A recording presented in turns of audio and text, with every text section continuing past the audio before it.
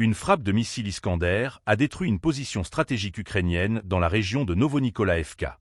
L'objectif, une lance-roquettes multiple HIMARS camouflée. Résultat, un véhicule de transport et de rechargement contenant des munitions a été anéanti, provoquant une explosion massive.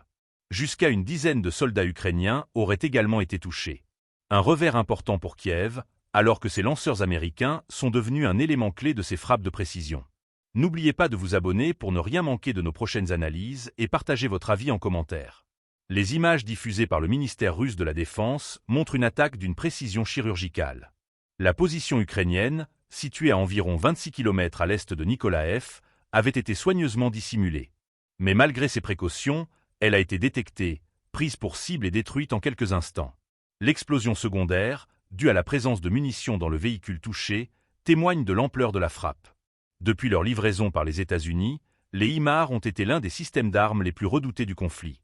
Leur capacité à frapper loin derrière les lignes ennemies avec une grande précision a permis aux forces ukrainiennes de mener des attaques dévastatrices sur des dépôts de munitions, des postes de commandement et d'autres infrastructures militaires stratégiques.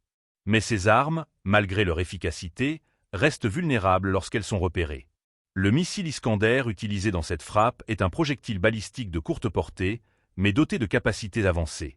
Il peut manœuvrer en vol, notamment les systèmes de défense aérienne adverses, et frapper avec une extrême précision. Son utilisation contre un HIMARS montre que la Russie cherche à neutraliser ces systèmes coûteux avant qu'ils ne puissent causer davantage de dégâts. Cette attaque pose plusieurs questions sur l'évolution du conflit. D'un côté, elle démontre la capacité de la Russie à localiser et frapper les positions ukrainiennes avec des armes de haute précision. De l'autre, elle met en lumière la difficulté pour Kiev de protéger ses équipements occidentaux, pourtant essentiels à sa stratégie. La guerre des technologies et du renseignement devient de plus en plus cruciale. Mais cette destruction d'un HIMARS change-t-elle réellement le rapport de force sur le terrain ?